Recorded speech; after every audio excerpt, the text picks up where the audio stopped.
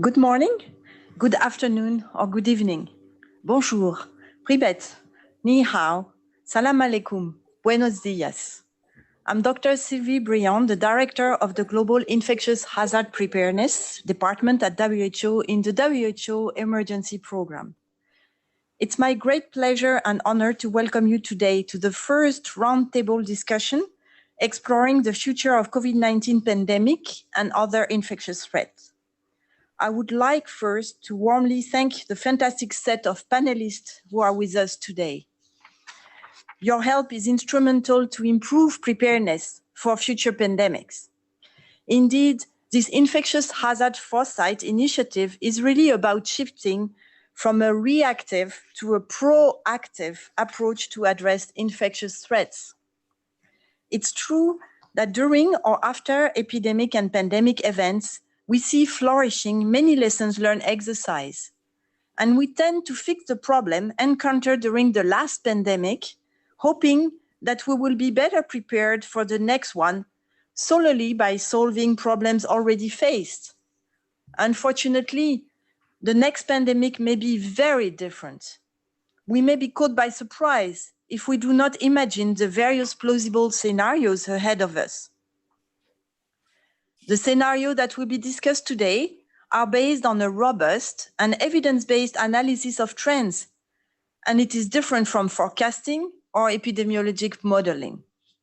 It aims at bringing together a wide range of perspectives to imagine plausible futures, debate around a set of meaningful scenarios, and identify proactively threats, opportunities, choices, and innovative solutions that we can collectively strengthen pandemic and epidemic preparedness. Following a series of engagement and webinars with internal and external experts from various fields, WHO and global partners have developed 4 scenarios, each of them illustrating a plausible future world. Today, we have invited 6 panelists from various backgrounds, sectors, and perspectives to help us to grasp with the complexity of our current world and the multifaceted crisis we are in.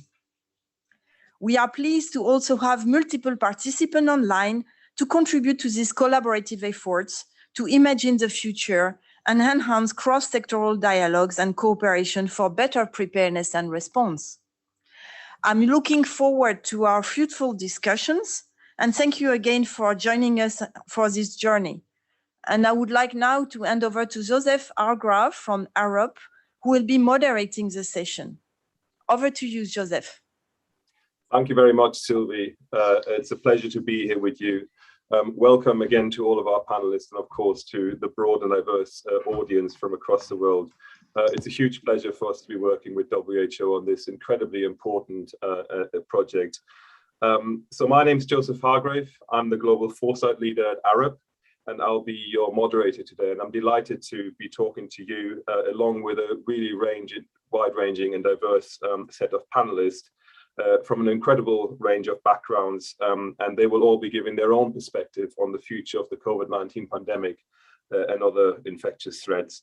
We're going to explore the future of COVID-19 pandemic and other infectious threats in the 3 to 5 year horizons. We've been developing 4 plausible scenarios. They are all plausible. I want to, however, stress again, as Sylvia said, that these are not predictions, but these are really an invitation for strategic dialogue.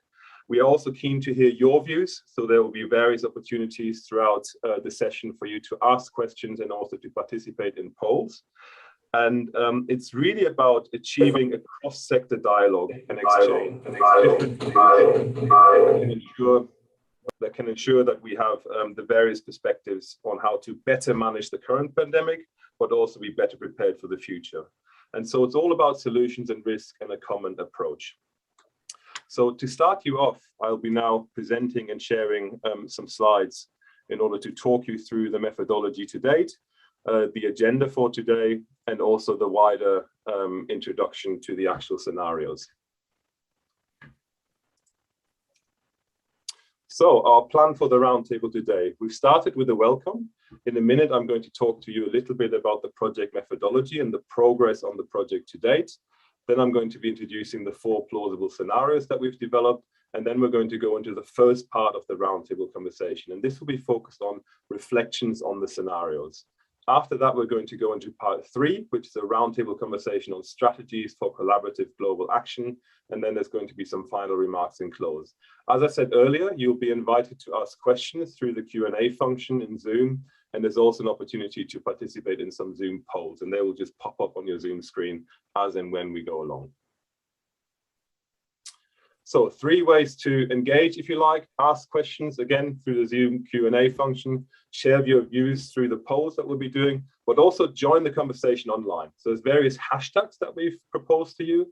One is the hashtag for COVID scenarios, the second for WHO foresight, and the third for pandemic preparedness. And just a quick note, we may not be able to answer all the Q&A questions that are raised through the chat, simply through the large number of participants that we have, but we will do our best to select a few that we can then take forward to the panelists.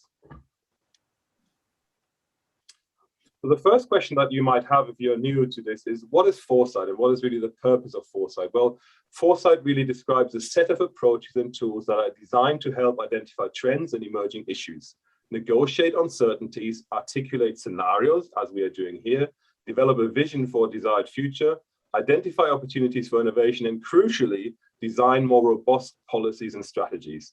So foresight is really about structured thinking about the future.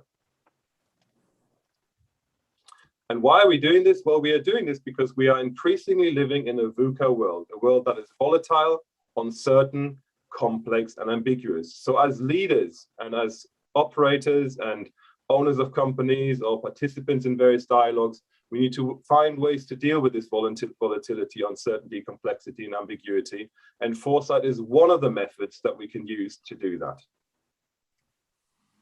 There's 2 things in particular about scenarios that are interesting. One of them is about exploring alternative plausible futures.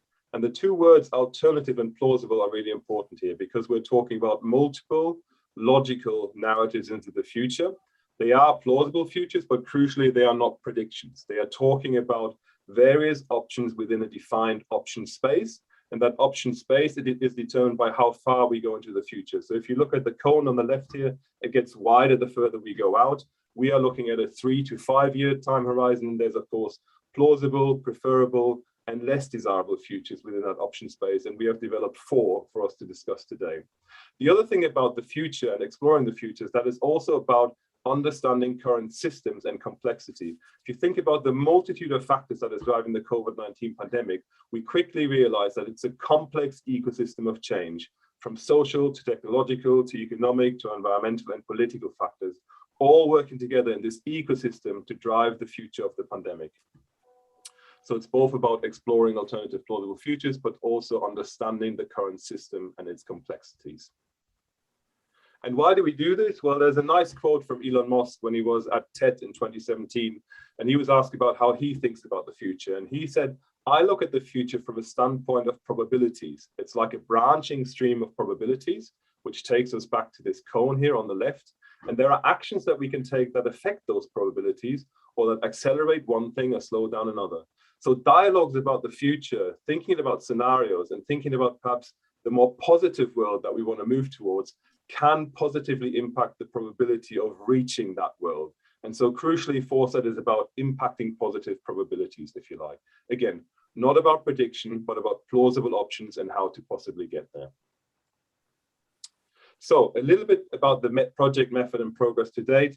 There's a detailed technical report that we are working on where the method and the robustness of the method is fully explained. But just for your benefit, the first step is to identify trends shaping the future of the COVID-19 pandemic and other infectious threats. Then we move into an exercise where we map the components of the system.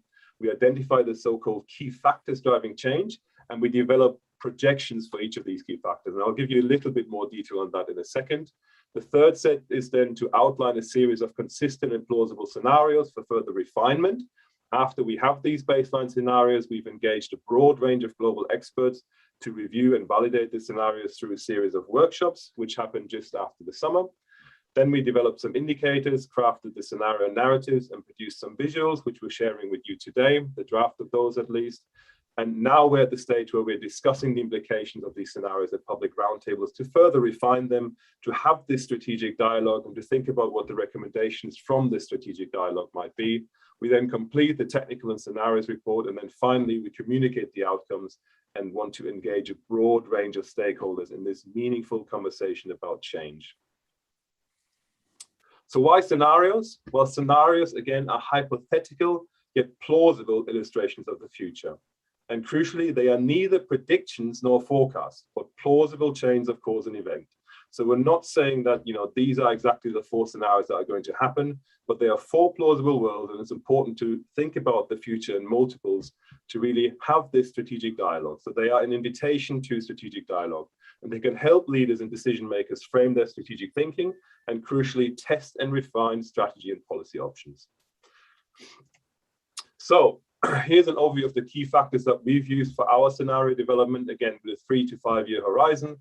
We split it into 3 different groups of key factors. We had pathogen and host characteristics, public health and social measures, and then a wider range of contextual factors. So for example, in pathogen and host characteristics, we had things such as the transmissibility of the current virus, new pandemic risk. Within public health, we had public health measures, treatment and prevention options, communication patterns. And within contextual factors, it's all the other things such as healthcare innovation, the role of non-state actors, the role of conflict and civil unrest, and of course, also things such as climate change impacts. So this is really a highly complex ecosystem of change that is then emerging. And what we're doing in our methodology, if you like, to take this forward and to develop the outline scenarios is to then, like I say, develop different projections for each of those key factors. So the example I'm highlighting here is vaccine efficacy and access. The projections for this are high efficacy and widespread access, high efficacy and regional country-specific access, mixed efficacy and widespread access, mixed efficacy and regional country-specific access, and limited or reduced efficacy. So you can see that these are all different options to how vaccine efficacy and access might evolve. So if you like, it's a mini scenario for that specific key factors. And the scenarios that we then build are based on combinations of these projections. So the blue ones highlighted here, for example, were chosen for the first scenario that we've developed. So it's the logic, and then for another scenario, you might choose different ones. Gives you a bit of an overview of the methodology, but as I said, there's a long technical report coming that describes this methodology and its robustness and how it's applied in other contexts in some detail. So if you're interested in that, we'll make sure that you all receive that technical report for further assessment and reading in the coming weeks when it is completed. All right, so next we're going to start with a short film just to introduce the scenarios to you. And then I'm going to talk about them in a little bit more detail for you to get a sense of the key assumptions before we go into the actual roundtable discussion. So over to the team from WHO to please share the video.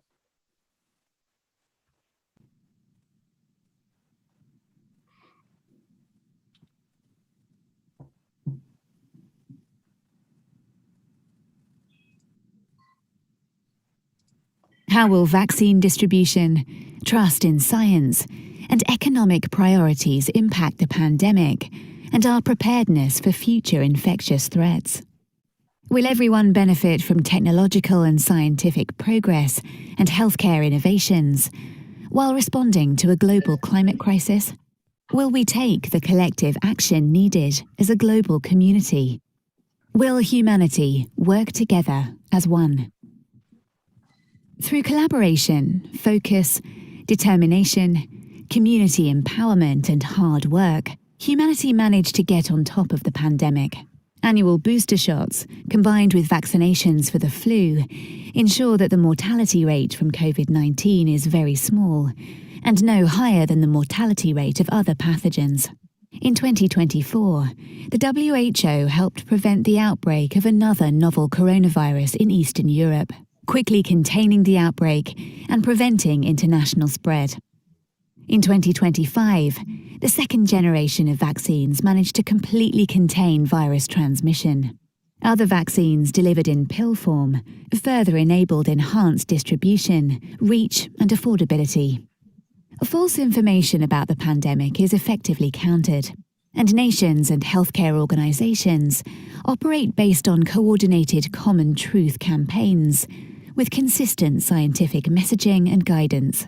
None of the progress that was made following the COVID-19 outbreak would have been possible without a spirit of science-driven decision-making and strategic collaboration between nations worldwide. The virus remains, and it's evolving. Humanity has gradually learned to live with the virus, yet still clings to pre-pandemic behaviours and approaches. New variants appear frequently, which the first generation of vaccines are ineffective against. Through constant testing and continually updated vaccines, the WHO managed to prevent several additional pandemic outbreaks, but affordability and reliability of rapid tests are still an issue. Trust in governments and public institutions varies across the world. Some attribute the protracted nature of the pandemic solely to the inability of their leaders to make rapid, informed, and inclusive decisions. The boundaries between digital and physical environments are blurred, with hybrid ways of working, meeting, and learning now the norm. Nations are still heavily reliant on fossil fuels, and deforestation prevention has not met the desired targets. The COVID-19 pandemic is not over, and the virus has evolved to become even more infectious. New, more threatening variants emerge frequently, leaving vaccine manufacturers struggling to keep up. Long COVID-19 symptoms are the norm for almost everyone who gets infected, putting a significant strain on economies, productivity, and healthcare systems. Each nation focuses their efforts on different fronts. Some focus on measures to inform and educate the public in efforts to reduce transmission, while others focus on reopening their economy, barely able to support their overburdened health systems. Multiple platforms and groups generate and spread false information about COVID-19, contributing to an increasing lack of trust between citizens and their governments. Some politicians deliberately argue against the scientific consensus to appeal to their followers. A large part of the global population is still unvaccinated. Vaccine nationalism and vaccine distribution bias against key minority groups are on the rise. The world is suffering from the lack of a unified front to battle the worsening climate emergency. The WHO and UN are no longer a forum of transparent discussion and collaboration. In addition to a worsening COVID-19 pandemic, a Zika-like vector-borne virus carried by mosquitoes spreads throughout the world. Nations struggle to establish public health measures that do not contradict each other. There is widespread confusion and conflicting priorities about what to do to protect from COVID-19 and the new virus. Given the inability of governments to inform, people turn to those who would provide reassurance during the double pandemic. Trust in society and science has never been lower. Due to intense border restrictions, the aviation and tourism industries have collapsed. People abandon towns in areas with high mosquito density and move to other areas, causing a strain on infrastructure. Healthcare systems, affected by rising cases, backlogs and staff shortages, find it nearly impossible to cope. Those with higher incomes can afford better care at better staffed facilities. Overall environmental degradation is accelerating. Species go extinct, and those who survive will be the carriers for the next pandemic.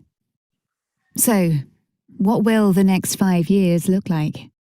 Will we be able to build consensus as a global community?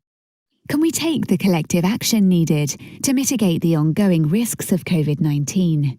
Will we be prepared for future infectious threats? What world would you like to live in?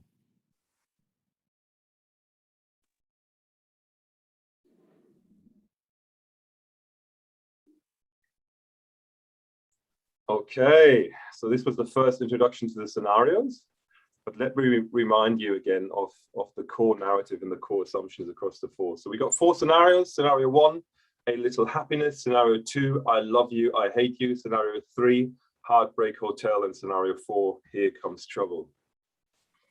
Talking about these in a little bit more detail and just going through the key assumptions again before we switch over to the roundtable discussion. So scenario 1, a little happiness. Well, the virus is less potent here, and there's widespread natural or acquired immunity. There's new affordable COVID-19 treatment and prevention options that are offered at a global scale. There's a low mortality rate, low risk of long COVID-19 symptoms, and new pandemics do appear, but they do not become a global health crisis.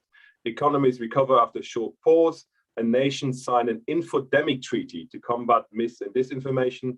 Access to healthcare for all is improved. So there's not just benefits for the management of the pandemic, but really this scenario also has broader benefits for how the world is managing other risks and uncertainties and challenges, such as, for example, climate change. There's broad societal benefits through improved global coordination and preparedness, technological and scientific progress and healthcare innovation happening at a rapid pace. There's widespread climate change mitigation adaptation. COP26 has been a massive success, and the world is working as one, and humanity gets on top. So this is in many ways the best case scenario. Scenario 2, I love you, I hate you. There's a protracted pandemic with continuous virus evolution. Immunity levels do vary depending on age group and health status. Vaccines are always playing catch up, but efficacy levels are high and access is widespread. Stricter elimination and mitigation measures are implemented based on season and/or regional strategies and status. Some healthcare systems adapt quite well to the surge of the virus, but others really struggle, creating a backlog of treatment. Trust in governments and public institutions also varies significantly across different parts of the world. Healthcare innovation is happening at a rapid pace, but unfortunately the diffusion of those benefits is limited to certain nations and regions and income levels. Economies worldwide experience a midterm pause, with some economies only recovering partially, and climate change mitigation remains sluggish and extreme weather events become more frequent. So humanity is just about keeping up. Scenario 3, Heartbreak Hotel. Now it gets a little worse. The virus evolves to become even more infectious, and human transmissibility levels record new highs. New variants also emerge and vaccines lose efficacy. COVID-19 is starting to cause a wider symptom range, and also wider age brackets are impacted, including children, and long COVID rates are unfortunately increasing. Diagnostics, surveillance, and tracking vary significantly in terms of quality and reach across nations. Healthcare systems globally struggle to keep up with the surge in infections. The infodemic is once again thriving and really, really hard to control. Economies are suffering the consequences of this long-term pause, and recessions and economic hardship are increasing. The fight against climate change is not yielding the expected results, and the pressure to adapt also increases. Regional and cross-country cooperation is inconsistent, with only selective support and cooperation, and we are really experiencing collective failure in this scenario, and humanity is playing catch-up again. Scenario 4, here comes trouble. Another global pandemic emerges in addition to a worsening COVID-19 pandemic. So in this scenario, we've imagined a new Zika strain that renders the COVID-19 public health response in a wide range of nations ineffective. Some vaccines are working, while others are not. Access depends heavily on income and citizenship status. Diagnostics, surveillance, and tracking systems struggle to cope with two pandemics happening at the same time. The double pandemic threat has left many healthcare systems in peril, with low resilience and a growing backlog of treatment. Efforts to tackle health inequality and intersectional inequality are severely hindered. Economies experience a protracted global pause, leading to eventual economic collapse for some. And tackling the climate change emergency is simply no longer at the top of most nations' agendas. So the wider situation really leads to a breakdown of global collaboration, coupled with severe regional conflicts and unrest. Humanity struggles to manage.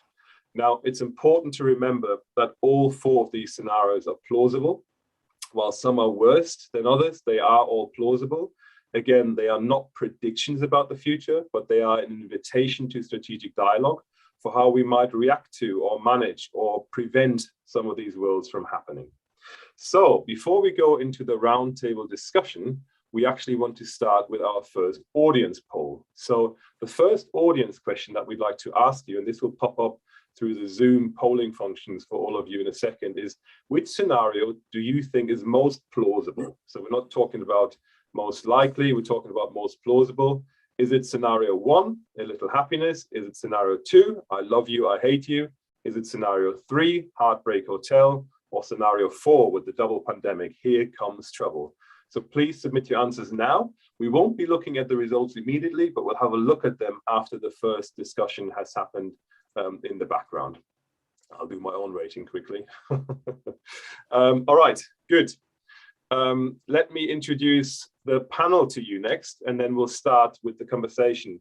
So, in alphabetical order, first of all, we have Dr. Renz Argao. He's the President and CEO of Argao Health, and also the coordinator and chair of the International Youth Committee of Religions for Peace. Renz has a strong interest in mental health, transgenerational trauma, community empowerment, and the role of religious leadership and communications and trust. Welcome, Renz. It's fantastic to have you here, and you're joining today from the Philippines. Next, we have Dr. Andrea Heinwood. She's the chief scientist at the United Nations Environment Programme. Andrea is an expert in environmental exposure and the impacts on human health, including the role of climate change. And Andrea is joining us today from Nairobi. Then we have Ms. Mandipa Ndlovu. She is joining us today from South Africa. She's a governance researcher and development policy analyst at Leiden University. Mandipa is an expert in urban governments and the development futures, as well as civil military relations, post-conflict justice, and gender equity. Next, we have Professor Alice Roberts joining us from England, Professor of Public Engagement and Science at the University of Birmingham. Alice is a biological anthropologist, author, and broadcaster who is featured in numerous television programs, including ones that I've enjoyed and watched.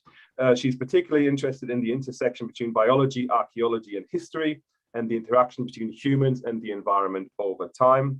And then we have Dr. Michael Ryan. He's joining us from Switzerland today. Michael is the Executive Director of the World Health Organization Health Emergencies Program. So Mike has been at the forefront of managing acute risks to global health for over 25 years. He first joined the WHO in 1996 as part of a new unit to respond to emerging and epidemic disease threats. And he has worked in conflict areas and led many past responses to high impact epidemics, including the current COVID-19 pandemic. Michael, welcome, and thank you very much for taking the time to join us today on this panel. And then finally, we have Mr. Owen Tudor, who's joining us from Belgium. And Owen is the Deputy Secretary General at the International Trade Union Confederation, representing more than 200 million workers globally. And Owen is an expert in international solidarity, trade and migration policy, labor standards, and global supply chains. He is a member of numerous advisory bodies, including the UK Executive Committee of the Commonwealth Human Rights Initiative. It's an absolutely incredible panel. It's really diverse in terms of backgrounds and areas of expertise, and I cannot wait to start the conversation. So without further ado, we will start and invite the panel and start the roundtable discussion. Hopefully you also took something interesting away from those scenarios. There is, of course, more detail and more narrative for the scenarios that we made available to the panelists, and this will be shared with the wider world in the coming weeks. To kick us off, I'd like to start with Dr. Andrea Heinwood. So Andrea, if you're okay to start with you, the first question I have with you for you is, as Chief Scientist at the UN Environment Programme, you have been promoting open, transparent, and accessible science. What do you consider the main drivers and issues that have led to mistrust in science in this pandemic and the spread of mis- and disinformation? And crucially, what solutions would you propose to better manage the infodemic? And how can we avoid those aspects of scenario 3 and 4? So, Andrea, your response to the first opening question. Thanks, Joseph. And it's great to be here. And hello, everybody. So misinformation is actually something that we now have to deal with across all areas. And I think the key, and particularly from a scientific point of view, is to make sure that the science we do is available for everyone, everywhere. What that means is we need to take inequality into account, because we have digital inequality where people in many parts of the globe are not able to access good scientific information.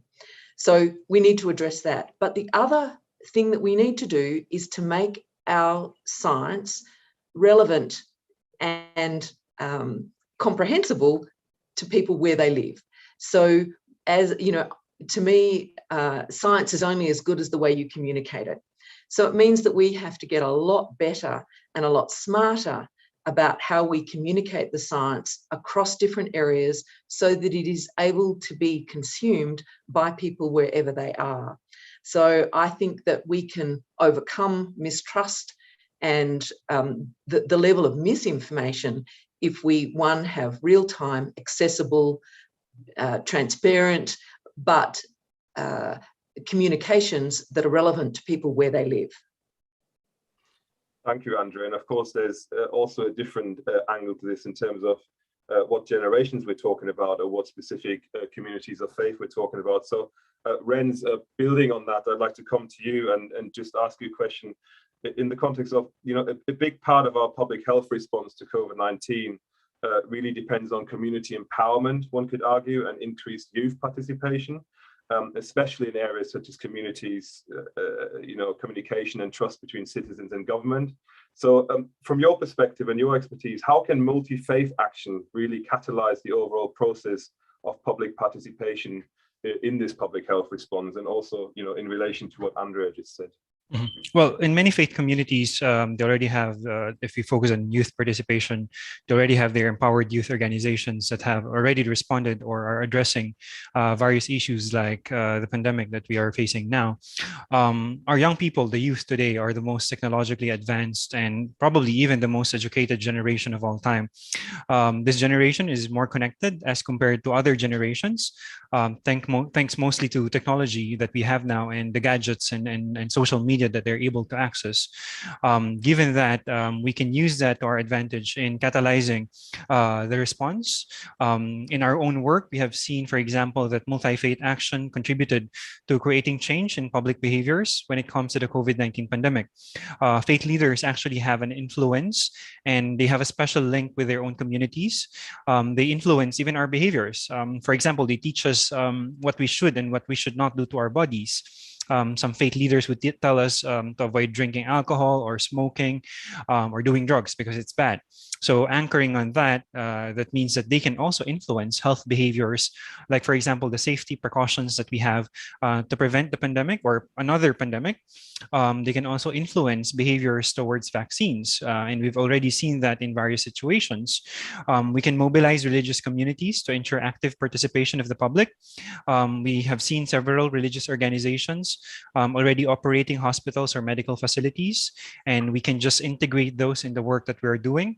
We have worked also with various religious organizations and places of worship to push for projects on health, COVID-19 education, providing sanitary kits, and even providing psychosocial support. And of course, in the context of the issues we face, multi-faith action can actually serve as the missing link in addressing the crisis that we're facing now, given that about 84% of the world's population identify with a religion. And these people, in most cases, look up to their religious leaders for guidance. Most of our religious traditions and teachings already have those as guidance in terms of ethics and morality. So we can anchor in that in order to mobilize individuals to act. Besides, if there's one thing common among all of our religions, that is that they teach us to love our neighbors and all creation. Thank you very much, Renz. That's really insightful. I do want to get back to one thing you said right at the beginning, which was about, you know, the younger generation being the most educated, the most connected, the most tech savvy that we've ever experienced. Do you think we're making the most of that opportunity at the moment in the context of the pandemic? Well, in all honesty, I think we haven't made full use or take advantage of that technological advancement and connectivity that young people have. In many sectors of society and many levels of governance, young people are still considered as a special group. We have not really been given a voice, especially on decision-making processes. Oftentimes, we are considered the reason for the many problems that we are facing today, when in fact, we're just recipients of this problem. So to answer that, my answer is that no, I think we still need to leverage more on the youth and their connectivity. Great, and this might also be a particular, I guess, reminder of some of the things that need to happen to move to scenario one, both in terms of better coordinated multi-faith action and also better utilization of the incredible opportunities that younger generations offer. Michael, I'd like to come to you next, if that's possible, and thank you again for joining us. A slightly different question, and a big one, I guess. So how do you see the role of the WHO changing in each of the four plausible scenarios? You know, they're very different. One of the best case scenario, we talk about a lot more collaboration, and one, of course, is the worst case scenario for dual pandemic. for an organization like yours and working across the complexity of all of these options, yeah, you know, how do you see the WHO responding to each of those potentially? Yeah, no, I think we're almost in scenario 2 looking at the scenarios, but from our perspective, maybe I can just remind everyone listening in that when people speak about the World Health Organization, there's some perception that it's a bunch of bureaucrats that sit in Geneva in a secretariat. The World Health Organization was created by 194 countries around the world, and it represents the will of those 194 countries when it comes to health. And in that sense, when you ask me how will the role of the World Health Organization change, it will change according to the will of those countries. And that's where we're stuck right now. We're stuck in a process where we have not prioritized health as a major pillar of our civilization. Health is seen as a cost. Protection of health is seen as a cost.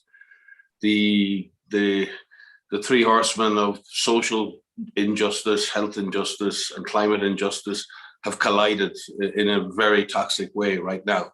And that's not a future scenario. That's a current scenario.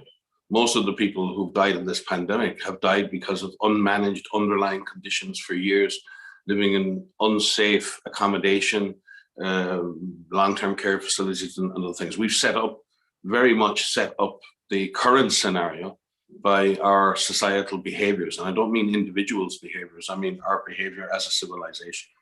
And in that sense, the WHO can only react to what it sees coming down the pipe. And all of those scenarios are indeed plausible. The double pandemic one is one of particular concern because we have one virus causing a pandemic now and many others lining up. So yes, all of those scenarios, WHO will be deeply involved in dealing with. But you know, the question here and the way you built the scenarios, there's a question of what the virus does. And we anthropomorphize viruses all the time. We say the virus will do this and do that, as if the virus has a will. The virus is reacting to evolutionary opportunity. That's all it's doing. And then there's what humans do. And we think, well, what we can do, we just do what we do, and then we can solve the problem. We can't, because it's the interaction between the viral behavior and the human behavior that drives the pandemic and its impacts. We can't necessarily affect the virus. We can through vaccination and other things, but they're choices. And I think that's what we're facing right now as a society, and the World Health Organization, in representing that global society, is facing. We're facing a series of very difficult choices. And that's the same when it comes to climate change. But I liked what you said about positive scenarios. What I've seen in this pandemic, and we've seen in WHO, is an incredible outpouring of scientific innovation, of cooperation, of sharing. We tend to talk about the negative aspects, and yes, they're there. We have terrible inequity in vaccine distribution. We've had failures of governance and decision-making, failures of communication, breakdown in trust. All those things have happened. But some very important and special things have happened. We've seen communities come together. We've seen health workers fight for life in health facilities all over the world. We've seen scientific collaboration on an unprecedented scale. So I think we need to look at those behaviors, those positive things that we have done, and see, can we amplify those behaviors and then deal with some of the negative aspects of this around equity, trust, and other issues. If we can deal and amplify the positive aspects of what we're doing, and then decrease the negative aspects. It's amazing in life, and we all have these crises in life where we have to change our way of doing things. And it's incredible how small changes in many areas of your life can completely transform your future. Not large changes in one area, not saying there's a silver bullet. We're always chasing the silver bullets. We're always chasing the easy solutions. There are no easy solutions here. This is about maximizing human endeavor and cooperation, and maximizing human trust, and building coalitions at community, national, and global level to fight this.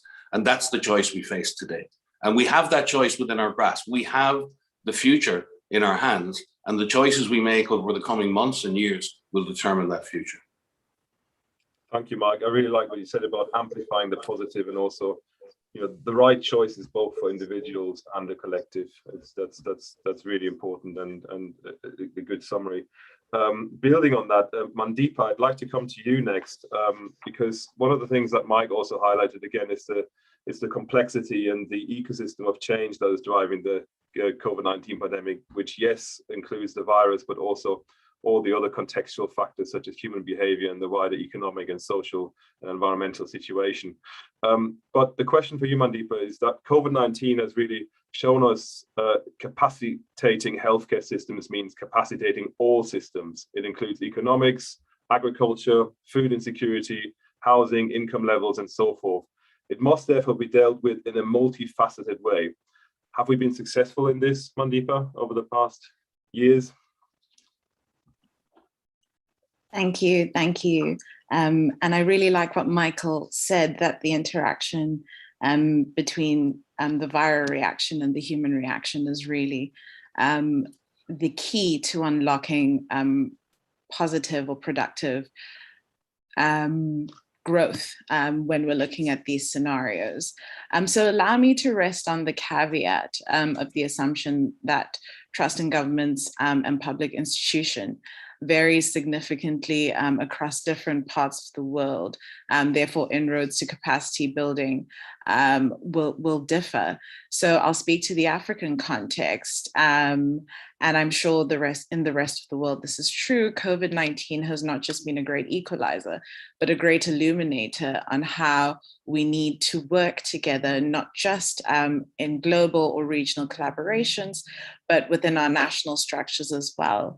And the pandemic and its multifaceted effects have begged Africans to look deeply into cyclical challenges facing the continent and learn from past mistakes in order to charter progressive governance futures in the aftermath of the global crisis. So I'll just draw from some data from the Mo Ibrahim Foundation, which says that 43.2% of African citizens live in a country where sustainable economic opportunities have declined in the past 10 years. So these are things we knew pre-pandemic. Likewise, the pandemic has really shown us that the goals at the most immediate risk for the pandemic are SDG 3, which is good health and well-being, SDG 2, which is zero hunger, SDG 1, no poverty, and SDG 8, which is decent work and economic growth.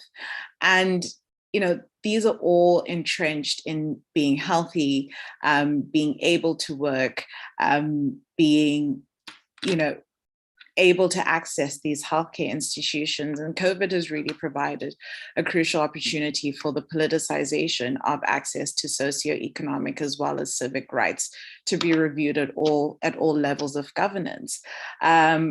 In Africa, we have not done so well. Associated consequences of clientelism breeding disinvestment in infrastructure, lack of transparency, as well as the enhancement of police powers during the current pandemic can't be separated from the impact, as well as threatening civil rights and liberties on the continent. So it is clear that the multifaceted effects of healthcare distribution and healthcare provision are entrenched in governance as well, and we need to politicize those, and we need to do better. And I guess it's again interesting how the baseline of this intersectional inequality has also, of course, facilitated the current situation, and also, of course, the multiple connections again between economic health, environmental health, and the consequent impact of the pandemic. Thank you, Mandeepa. That's really, really insightful. Owen, I'd like to get to you next and talk about a slightly different context. Also, we are at the moment in the middle of COP26. There's a question here for you, Owen, about scenario 3 and 4 really describe a future where climate mitigation is not a priority anymore. And as such, what are really the main barriers to a green economic recovery?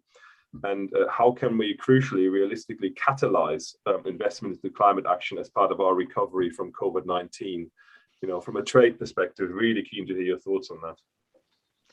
So obviously there's lots of things to unpick in all of this. In terms of the climate, I think we face similar problems to those described by other people about trust, because I think trust is absolutely critical to what we can do in these areas. We need trust in multilateral institutions. We need trust in science. I mean, science has, as several people have said, science has played a blinder in this pandemic. But unfortunately, money is still talking louder, and we do need to address that. Trust in terms of climate, I think, means that people need to have trust that people and planet will be put first instead of profit. And we need a just transition, which means ensuring that people have realistic expectations of maintaining or improving their standards of life. I don't mean living standards in a purely economic sense, but their standard of life.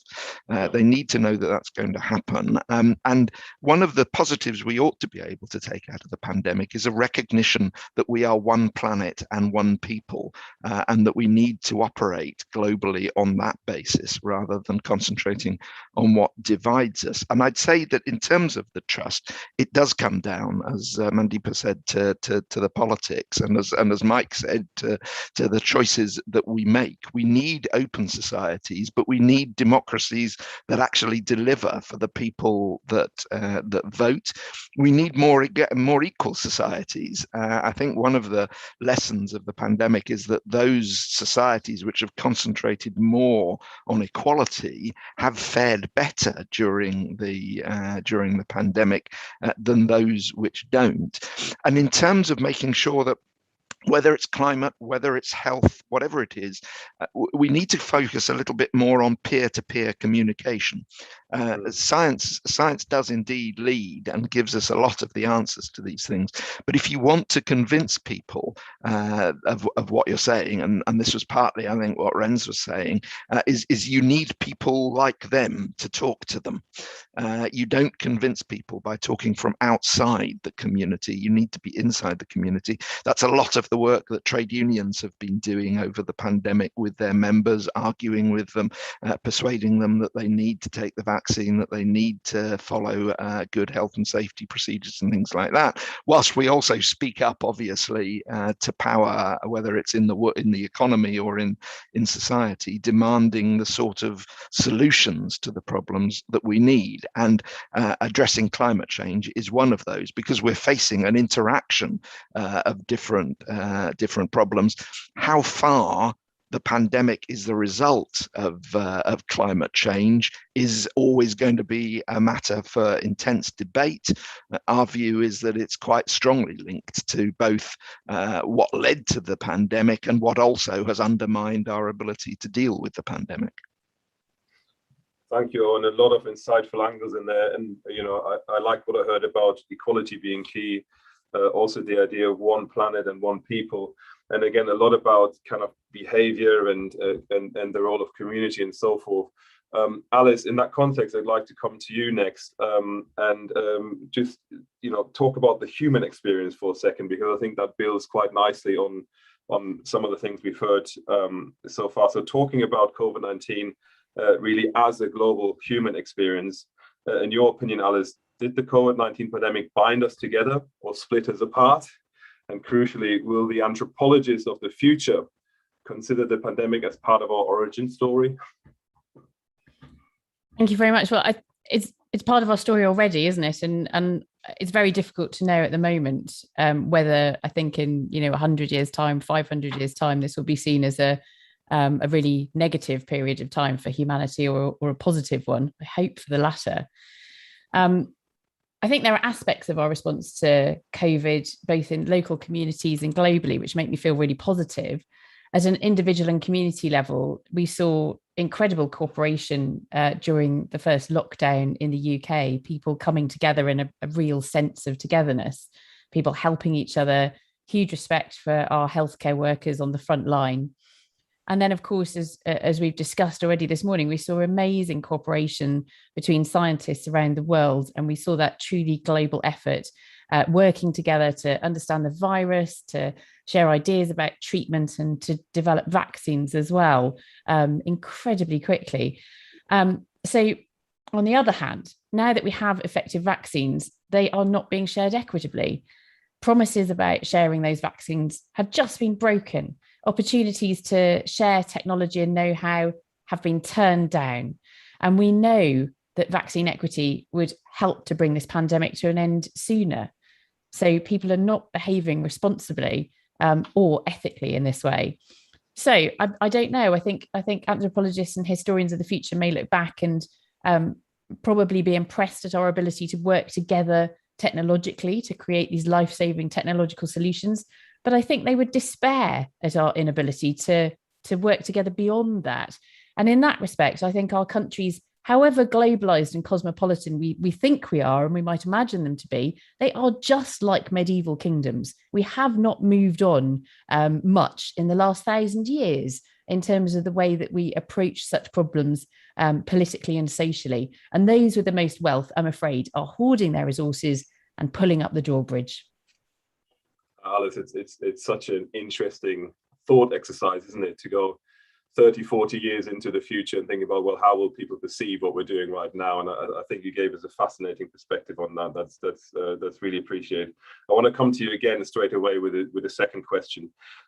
Apart from scenario one, all the other plausible futures really illustrate different degrees of either distrust to the scientific community, or basically, you know, if you like, an inherent inability of governments and public health organizations to effectively formulate a consistent scientific message around the pandemic. Why do you think this is really happening? Well, I think it's really interesting, and it's what is also pertinent is that scientists have been looking at this very carefully. So we are talking this morning about hypothetical future scenarios, but we actually know quite a bit about what has happened during this pandemic already, and how trust in science and scientists has played out during the pandemic. So there was a study published this summer. A group of French scientists looked at 12 countries around the world, so a nice global perspective over the first year of the pandemic. And what they found was that trust in scientists was the key driving force for individual attitudes to measures like mask wearing, so non-pharmaceutical interventions, and to vaccination as well. Trust in scientists was more important and had a bigger effect on people's behaviour than trust in governments. And a proportion of people in a country who say they trust scientists matches very closely with the proportion who will support useful measures like mask wearing, and also who are willing to be vaccinated. What was really interesting about that study as well was that it uncovered that for individual people, there had been quite dramatic shifts in trust in scientists over time. And that had a really important impact on behaviour as well. So there were countries, including France, Italy, and Brazil, where there was a significant reduction in support for non-pharmaceutical interventions over the course of 2020. And that correlated with a reduction in trust in scientists over time. And of course, the researchers were then interested in finding out why that trust had diminished. And there was a clear problem when there was a discrepancy between what scientists were advising and what governments were recommending or even mandating. But what they also found was that the main problem with trust emerged not from a failure of a consistent message, actually, but from perceptions that scientists weren't being open or were even hiding information. So it's incredibly important that our scientists and our scientific institutions are independent and are seen as being independent. And not only that, I think, but that scientists are able to directly communicate with the public. If you put a scientific message into the mouth of a politician, it won't be trusted in the same way. So I think if we want the best health outcomes, there's clearly a need to maintain trust in scientists during a pandemic, and a need for those scientists to be truly independent. If I could just say something very quickly about the consistency of the message, there's a tension there, I think, between being open and honest. So we're talking about scientists now being, there's a tension between the scientists being very open about their research and their opinions, and then a tension between that and towing a party line, which could easily be seen as being too political. And we've got a lot of scientists communicating directly with the media over social media in particular, and debating in public as well. And I don't think that's a bad thing. I don't think we necessarily know whether all of this debate actually increases public trust in scientists on average. But it certainly shows that they are independent and not afraid to air their opinions. But we need to look quite carefully, I think, about how much debate and discussion we have in public and whether that can have a negative effect. Interesting. So yeah. I think it's really important that scientists can debate in public, but when there's a clear scientific consensus, governments should be aware that if they choose a different strategy from those being recommended by the majority of scientists, they are risking a reduction of trust in science itself, not just in the government. And that, I think, stores up problems for the future if they ever want to argue again that their policies are drawing authority from science. So trust is hard to win and easy to lose, shouldn't be thrown away. Thank you, Alice. And I think, this relationship between politics and science is, again, a very interesting one over time. And the history of that is fascinating as well. And I'm sure we'll get back to that because I think that's been a reoccurring theme already. So thank you, Alice. Mandeep, I'd like to come back to you for a second. Thinking about, the context of the developmental goals. So we know that the developmental goals are interconnected and progress or regression on one goal affects the others. Likewise, the work towards a best case scenario outcome cannot be achieved by working in silos. Could you give a few examples of more or less effective action in this space? No, absolutely. So in understanding current systems and complexities thereof towards probable outcomes, I really find it useful to look at citizen perceptions with citizens as key stakeholders and beneficiaries when we're looking at these scenarios. And as sites of structural understandings of systems and institutions which need to be capacitated. And I really like what Andrea said at the beginning. She spoke about the drivers of misinformation, and I'd like to focus a lot on R&D in answering your question. So I'd like to reiterate what Andrea said. She said, we need to make sure that the science we do is available for everyone and everywhere. And we need to ensure that science is only as good as the way we would like it to be communicated. So, when we speak about the need for effectiveness and the need for scenario outcome building, we can't talk about it without looking at the available data banks and the research that needs to be done on the ground, especially scientific research and the dissemination thereof of accurate and cohesive research across the globe. So there are a lot of national research and education networks that work, but I'd like to highlight the work of GIENT, which through its network enables scientists and academics in Europe to exchange and collaborate with their peers across the world, especially in Africa. They have 65 countries in which they work in. So this is really key. Such knowledge sharing is key in managing misinformation, for instance. Based on a 15-country average in Africa, Afrobarometer has come up with a figure that 39% of respondents that they solicited find that praying is more effective than vaccines. So we then ask ourselves, where have the citizens placed their trust? And once we figure that out, that is where we can figure out how to push forward a best case scenario and how we can overcome working in silos. So research and education networking continues to impact global collaboration in this regard.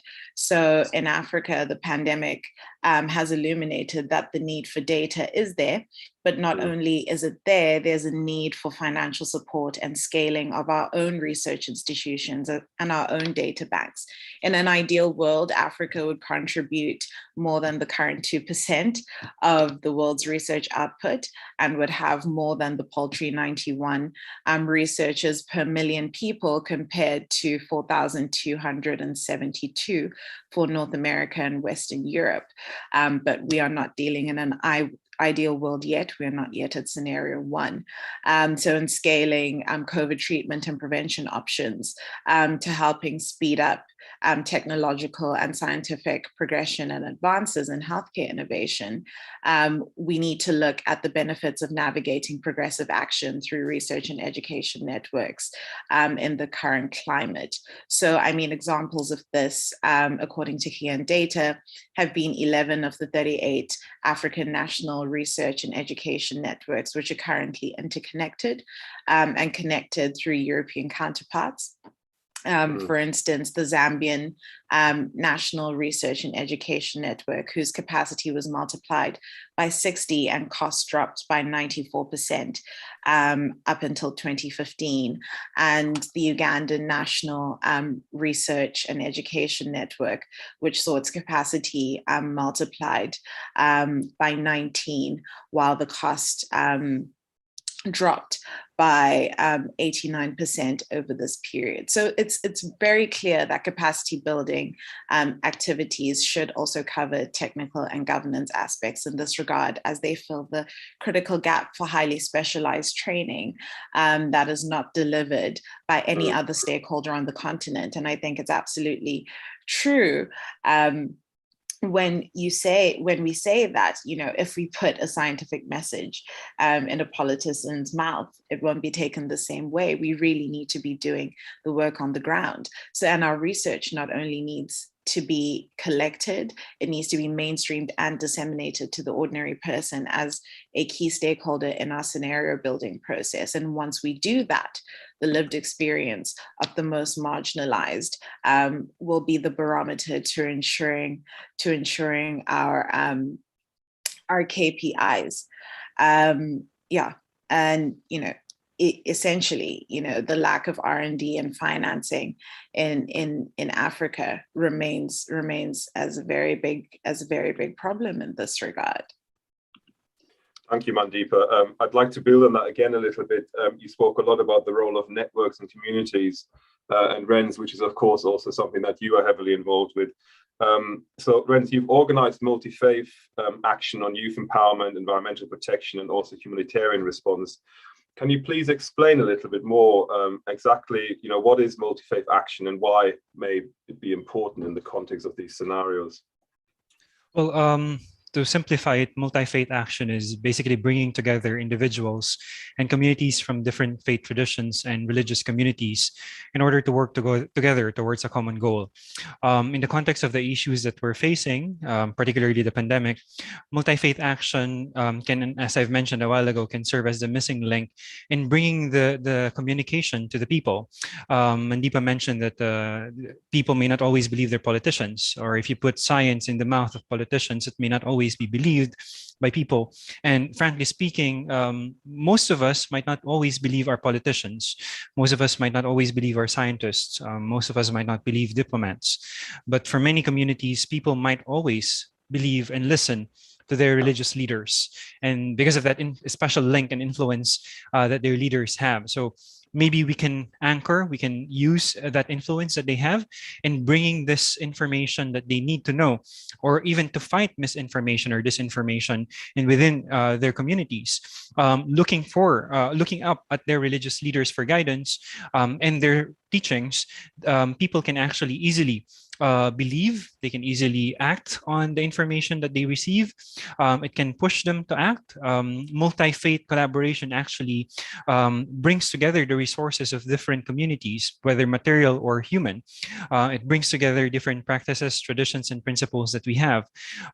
Given that the certain religious organizations or communities are already acting or doing some programs, this can be supported by other faith traditions, other communities.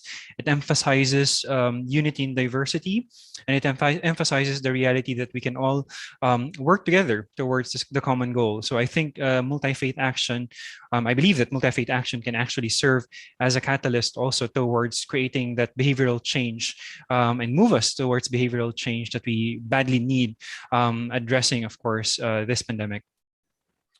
There's a question that builds on that, Renz. You know, what happens when faith communities perhaps are also the sources of misinformation and disinformation, which I'm sure, you know, they are not immune to either. Yeah.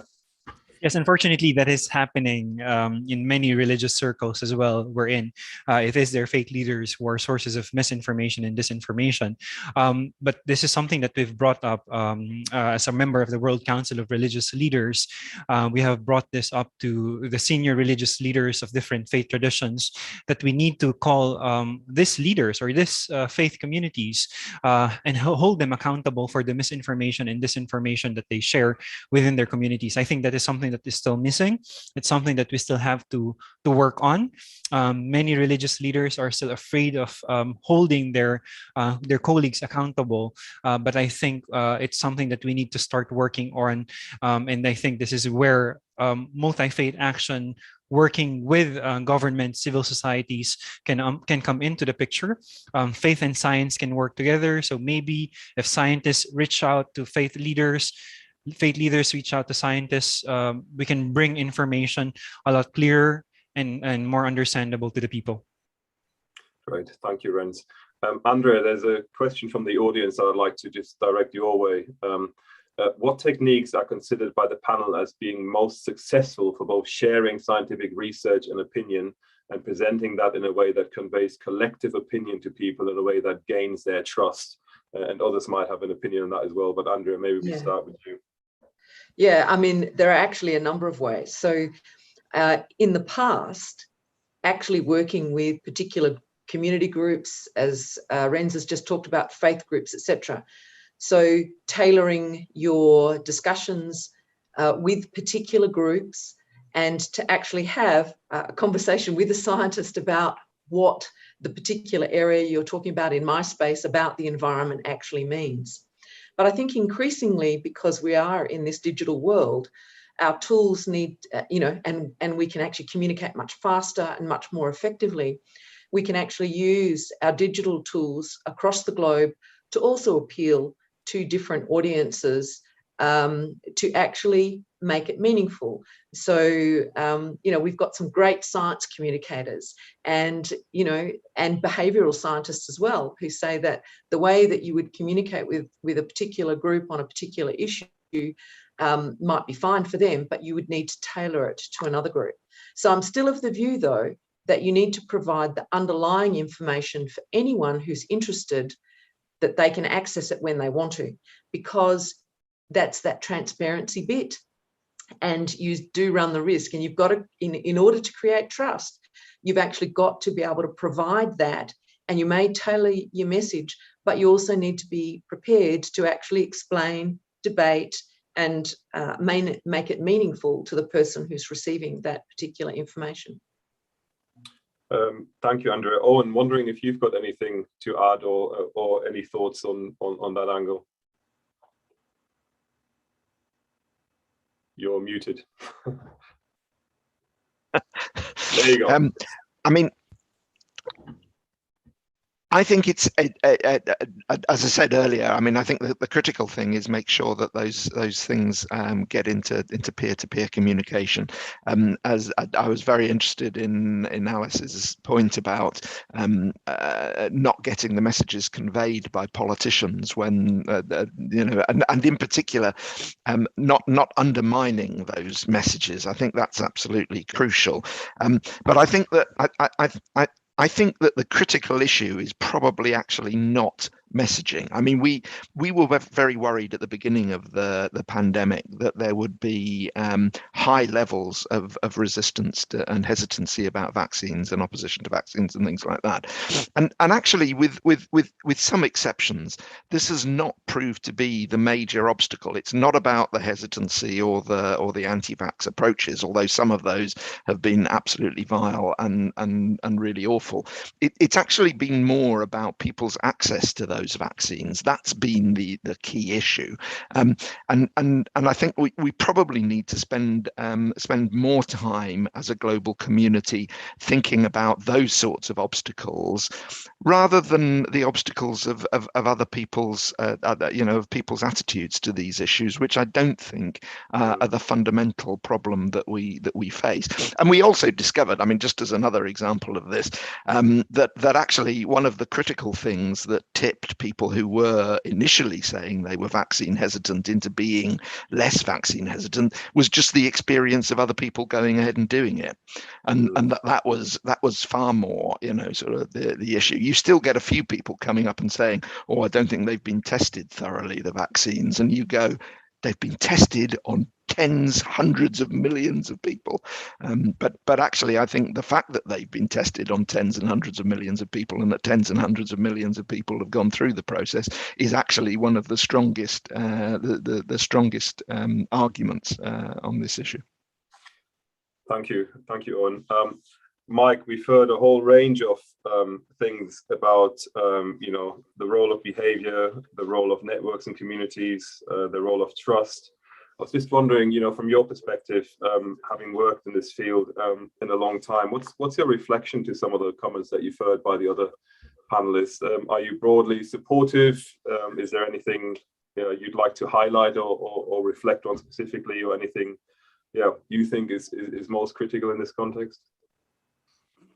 Trust is everything, and the communication of science to people in a way that people can internalize it and not just be shouted at. Megaphone communication does not work. We've learned that in many epidemics, and I think that's it's a massive issue for us now to consider. And there are, in terms of communicating science, one thing I try to guide myself by, and I know people like you, Alice, do it so well, so much better than any of us, is not dumbing down. This is not about simplifying complex issues and treating people like they're the recipients of the wondrous intelligence of scientists. It's about adapting and telling stories in a way that people can relate it to their normal lives. They can internalize that information. I think we've done a bad job at that. And I think we really have to learn how we translate, not how we simplify, but how we translate complex science into understandable stories and narratives and things that people can actually internalize and act upon. Because in the end, communication doesn't work unless people take action. That's what it's for. It's so that people can take action, and hopefully the action that we would like them to take, but it's not always the case. With regard to listening to everyone speak, all of these issues are key. But we go back maybe to what Alice said about what we face right now, and all of the innovation we've had, and all of the demand there is out there for vaccines. Yet we failed in that step of distributing those vaccines in a way that's most effective and most equitable. And I think that's the thing that scares me most. What scares me most is that we actually have the means to end the pandemic in many ways, but we're not using those means in the most effective or more equitable way. And in fact, this is where equity equals effectiveness. It's not always the case. Sometimes people see equity as a kind of false sense of sharing for the sake of sharing. In this case, equity equals effectiveness. And I don't think we've fully got to grips with that. And I think if we're talking about future scenarios, if that's going to be the future, if our future is going to be one of innovation without sharing those innovations, if our future is going to be solutions without sharing, then I'm really scared, because it's not the virus that's going to bring us down. It's not the virus that's going to bring us to scenario 4. It's ourselves. And I have more faith in nature than I have in human nature, quite frankly, at this point. And nature reacts to what we do. And we've dealt with epidemics in all of our civilization. I had the greatest lesson in science from a witch doctor, a traditional healer in Gabon in 1996. And we thought we had all the answers about the Ebola epidemic. It was my first Ebola epidemic. And I went there full of knowledge. And I sat with the traditional healer, the queen of the healers in that area. And she explained to me this disease. They knew this disease. This disease came in the season of the red fruit. It came about every 5 years. They knew as a community in the rainforest how to deal with that.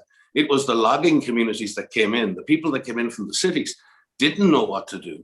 They didn't know to avoid sick chimpanzees or to take dead animals and bring them home and butcher them.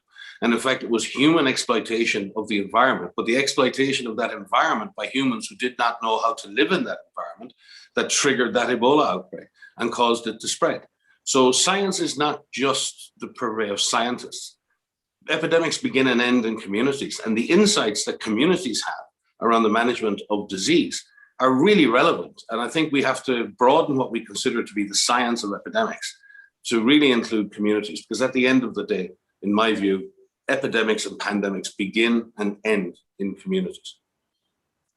Thank you, Mike, and it's a good segue to our conversation on strategies for collaborative global action, and again the role of communities. Before we do that, I'd like to just bring up the results of the poll and see what scenario the audience felt was most plausible, and then do a quick fire round of all of you, the panelists, just to see, you know, how you respond to that question as well. So the poll results are scenario 1, a little happiness, 11%. Scenario 2, I love you, I hate you, 55%. Scenario 3, heartbreak hotel, 21%. And scenario 4, here comes trouble, 13%. I think there's some interesting things here. First of all, that the worst case scenario is seen as more plausible than the best case scenario, which is interesting. Not by much, but certainly a little bit. And of course, scenario 2, which perhaps most reflects our current reality, is got the highest result. But any of the panelists want to comment on that? Anything you would challenge, or where you would say, well, actually, I think, you know, another scenario is currently the most plausible? And just shout out if you want to go. Well, yes, Owen, you raised your hand, yeah. So, I mean, apart from the fact that I'm obviously deeply pleased to see that the one I voted for won, it's always nice to be part of the majority, and it's also interesting to see how far ahead it was as well in terms of being the majority position. I'm not particularly surprised that people think that the worst case scenario is more plausible than the best case scenario. I'll go back to what I said just a moment ago about experience being the greatest teacher, and we are as a species, we are slightly, you know, it's a survival trait to be worried about the worst outcomes rather than always hoping for the best. And I think that that's reasonable. But I think that probably what we're also seeing is a little bit of the fact that actually what people are actually voting for, and this certainly drove me as much as actually any scientific definition of plausibility, that's the one I think we should go for. That's the bit that I think is most likely to succeed as a strategy for dealing with the pandemic. I mean, you know, I'd love it to be the first one, but as I say, experience teaches otherwise. But I think that it does raise the point that actually what people are looking for is they are looking for practicable solutions that they think will actually deliver at least a reasonable, livable outcome. Thank you, Owen. Any other reflections? Yes, Andrea. Yeah. I agree with Owen. I also went for number 2 because it probably is the most likely outcome. But I wanted to make the point that part of the reason I picked that as well is we are at an incredible point in time with respect to environmental issues, the pandemic, the need for social and economic transition. I've seen some of the comments in the chat box. And I think actually when we look at COP26, where we've got our world leaders currently working out, what they're going to agree with respect to the environment, and the environment is fundamental to actually prevention of future pandemics, but also in terms of health and well-being. So for me, I feel like scenario 2 is kind of where we are. And our choices at the moment are going to be really critical in terms of which way we go. Now, I'm an optimist, and I actually do believe we're aiming for one. But we need to perhaps be realistic about where we are at this point in time and be deliberate in our planning. So hopefully we can take an integrated approach to public health, environment, economy, society, communities, etc. And if we use our scientific tools to enable us to do that, we'll be in a much better position. Thanks. Thank you, Andrea. Any final comments by any of the panelists on the poll results? Okay, good. So thank you. Joseph, I think Mandeepa is raising her hand. Oh, sorry, I didn't see that. Sorry, Mandeepa. No, it's fine. It's fine. I just wanted to put forward a counter because I voted for scenario 3, not quite the winning team, but second place is not too bad. As much as I recognize that scenario too is where we are and what we need to be looking forward to, I tend to be a pessimistic realist, mostly because human beings have often disappointed multiple times. And if we're looking at scenario 3, we're looking at a situation where economies are suffering the consequences of long-term pauses and recessions and recurrences over time, and regional and cross-country cooperation shows inconsistent signs of selective support and cooperation. I mean, if you look at vaccine equity in and of itself, Dr. Ngozi Okonjo-Iweala said this, that the stark inequities in the global distribution of COVID-19 vaccines reveal real limitations of concentrated production. So if we're to even dare to imagine positive outcomes or anything even remotely close to scenario 1, all lives have to be seen as grievable and valuable. And this is a systemic issue. We need to get back to basics. Who do we see as valuable? Who do we see as grievable?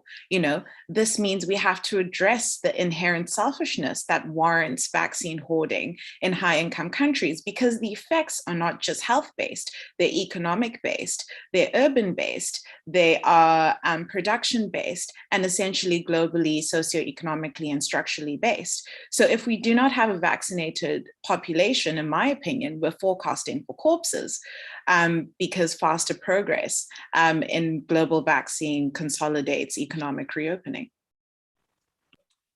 Thank you, Mandeepa. And one of the things I'd also just like to reflect on is there is, of course, no winners and losers in the poll. It's a good kind of collection of everyone's perception, and I think it is important to recognise also that there is people in the audience who thought that the best case scenario was plausible as well as the worst case scenario. So they are, of course, all plausible, but there's some that are more desirable than others.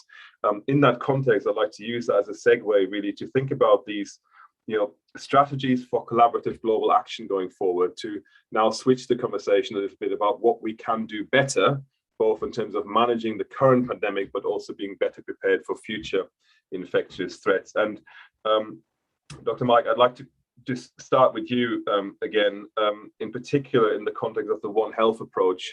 I think, perhaps not all of the audience know about that, and you could elaborate a little bit. But the question I have is, following the lessons to date from the COVID-19 pandemic, how can we strengthen this One Health approach, and how to make different sectors better talk to each other in that context? Yeah, well, from a One Health perspective, it's really looking at the outcomes that we have on the human side has been related to the health of our planet, the health of our environment, our biome, and the animals that live in it, and vice versa. So it's about looking at that in a holistic fashion. And if I look from the perspective of epidemic generation, the reality is that we are driving the risks of disease emergence. And it's not just for this. When you look at these scenarios going forward, it's not just for COVID we're looking at. We're looking at the scenario has Zika, the next pandemic of influenza, whatever it may be. The likelihood is that then 70% of all our new diseases are emerging zoonosis, diseases that transfer from animals to humans. And we are the ones driving that, not the animals. We are driving the risks associated with that. We're driving the exploitation of nature. We're increasingly living in dense urban communities. We're moving around the world faster and faster. In going back to your analogy of the medieval days, not only are the feudal nature of the world cannot deal with the complexity and the threat, a global threat of infectious diseases. That's the problem. Our system of governance, our system of looking at the world and governing the world is not adapted to the actual threats we face, which are effectively a disease can emerge in an animal population, transferred to humans through animal farming or any number of different means, and be global in days or weeks. That's the threat. It's a manageable threat. We can reduce the risk of that happening through collective action. We can contain those diseases through collective action, and we can mitigate their impacts through collective action. But that can only happen if there is collective action. And there's a lot of lip service being paid. People talk about multilateralism, and it's a word that's bandied about. But we are dealing with global threats, with each and every country behaving and acting in its own interest. And even within countries, large countries, even states within large countries acting in their own interest. You cannot deal with these global threats. You cannot have one health, the health of our planet, the health of of the animals that inhabit that planet, the health of humans. You cannot deal with those threats anymore on a purely medieval feudal basis of self-interest. So not only are we exacerbating the effects of this pandemic through these kind of feudal attitudes, we're actually driving the risk of the next one similarly. Thank you, Mike. Alice, I just want to come to you based on that, and just ask you two questions which relate to that in combination. So the first part of the question is, in the future, how can or should we decouple science communication from political influence, if that is at all possible? And building on that, how do we ensure that the public remains engaged with science?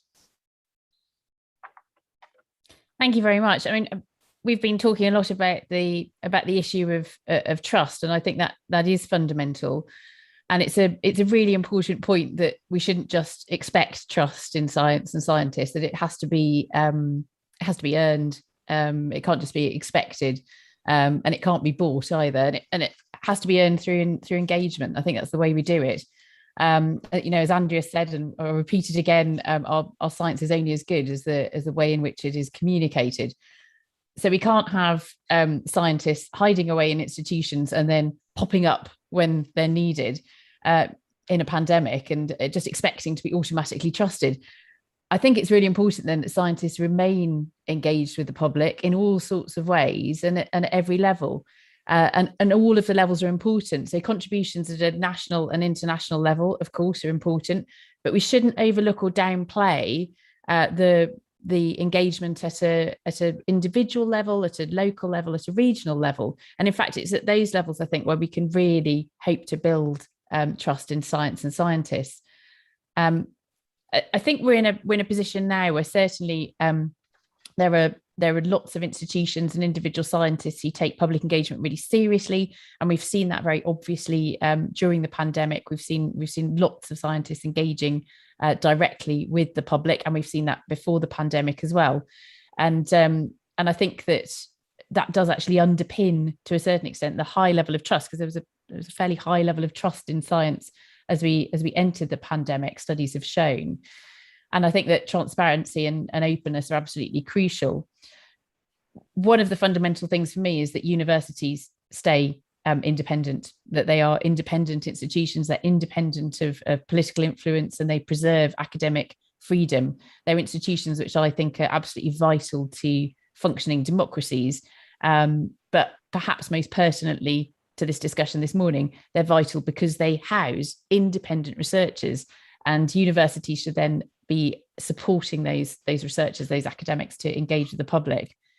And I do think we've seen a real shift. I mean, I've been working in public engagement and science for 20 years or more, and we have seen a shift in the way that institutions are taking this very, very seriously now. So public engagement is part of what universities see as their role alongside teaching and public engagement. And I think that can only be right, because our science is only as good as the way in which it's communicated.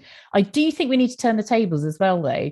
And rather than just engaging the public with the outcomes of research, we need to be communicating, getting proper dialogue, proper conversation with communities much, much earlier in research, to influence the direction of research, to influence the type of research that we're doing. You know, scientists are public servants. We shouldn't be withdrawing and deciding in an elite way what kinds of science we're going to be pursuing. That should be much more open as well, to make it as socially relevant as possible. What was the second part of the question? I think you've kind of answered it already, but it was about, how can we ensure that the public remains engaged with science? Yeah. And I think it is ensuring the public are engaged with science is up to scientists, I think. Yeah. Well, maybe it's again there's a duality in that, right? In terms of, also the wider social understanding of science and the role of science in society and so forth. But yes, thank you, Alice. Renz, I'd like to just come to you for a slightly different topic, but a very, very important one that I know we've all experienced ourselves, or at least know people have experienced over this pandemic.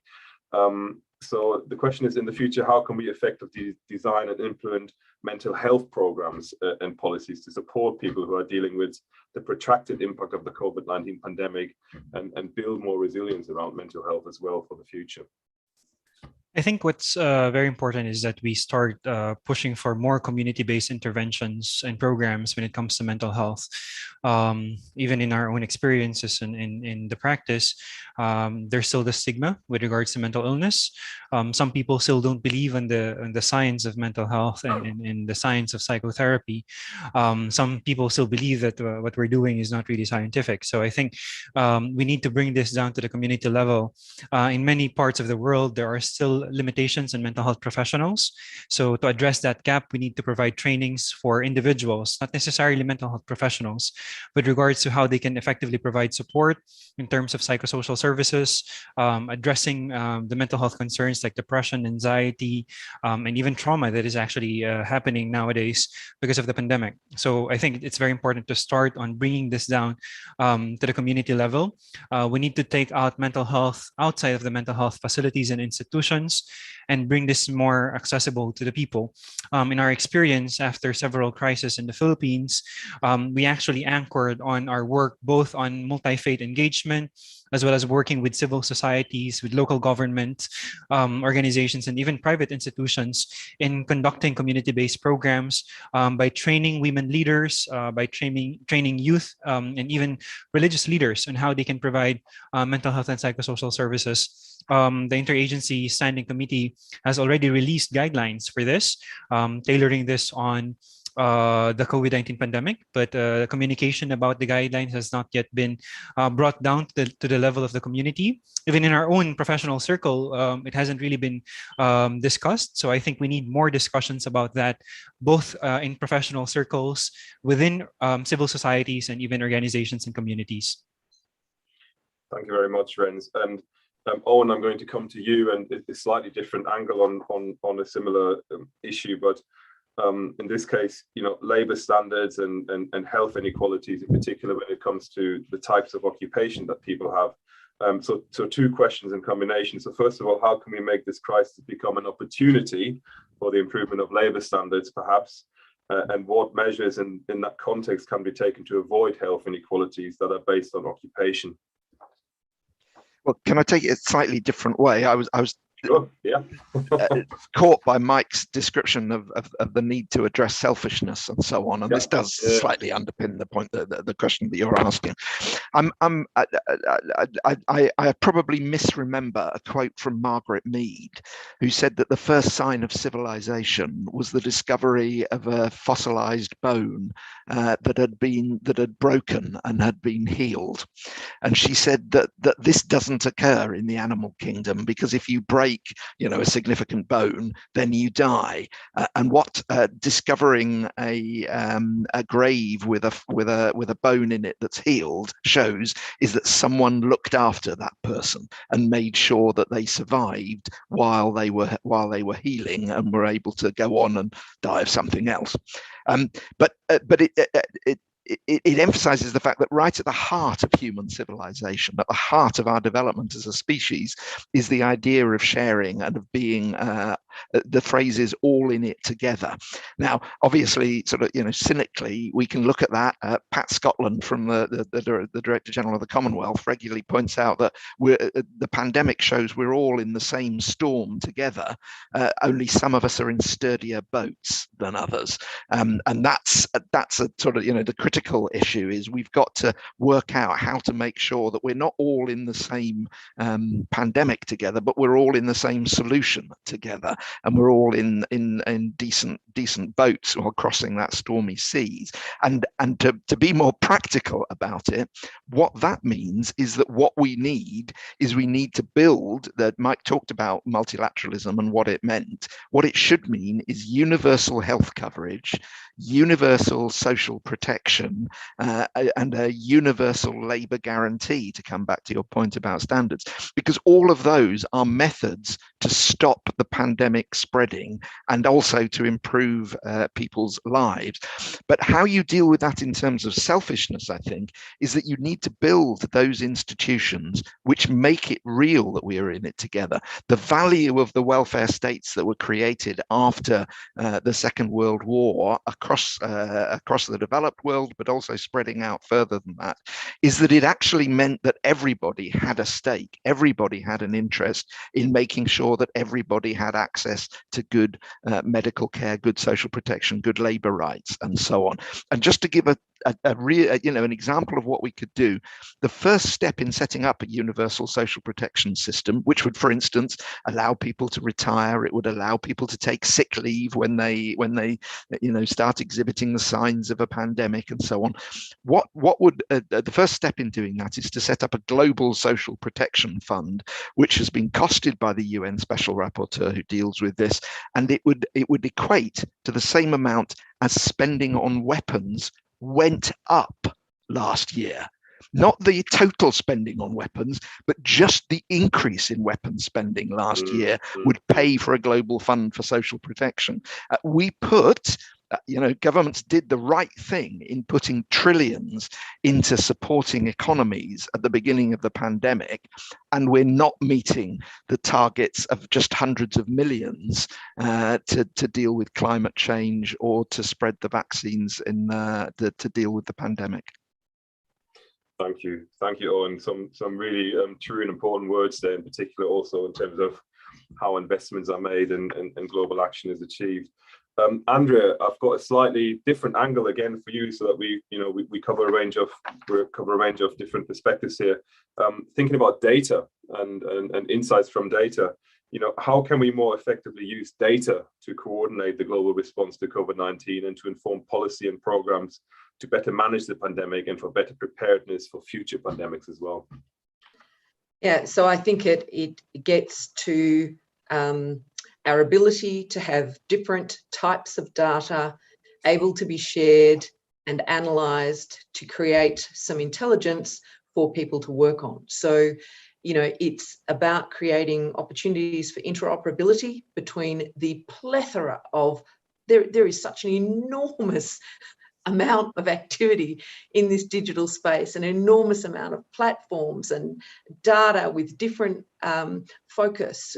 And what we really need is to be able to globally access the different types of data where it is to actually look at particular insights. So, for example, if we're looking at the future, in my world, we're obviously looking at the relationship between the environment and health.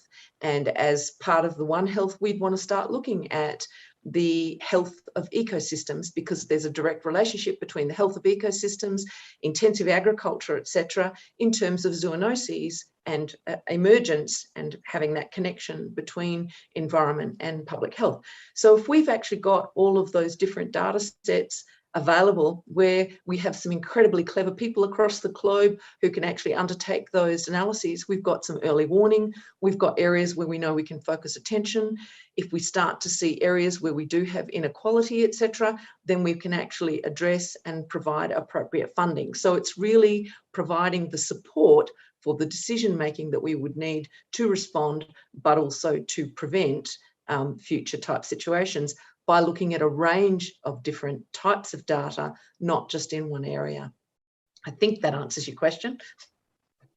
It does, yeah. And I guess the challenge with that again is how to bring it together, have it in a clean way, and combine it into meaningful insight, which is, yeah, it's the analysis of it actually. So the data is, I have had the privilege of working with some incredible data scientists. They can actually access data really easy. It's actually the interpretation of that and then the communication of that interpretation, but also that as agencies at the global level, that we actually have that interoperability, so we can consider perhaps different types of data, like trade, like social media, like, different indicators that we perhaps wouldn't normally consider, so that we can look at early warning, so we can look at areas where we might want to prevent particular areas and maintain those really biodiverse areas where we know we have a risk of spillover into human populations, and actually get in those areas with some programs. So our ability to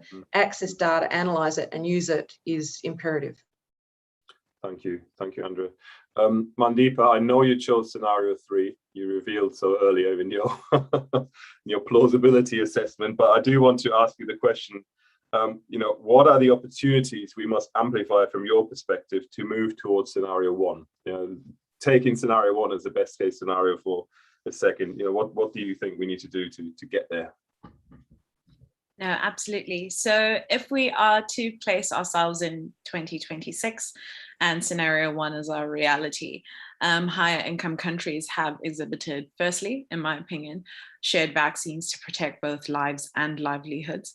Second, lobbied for equitable borrowing terms in low-income countries, and let me just expand on those.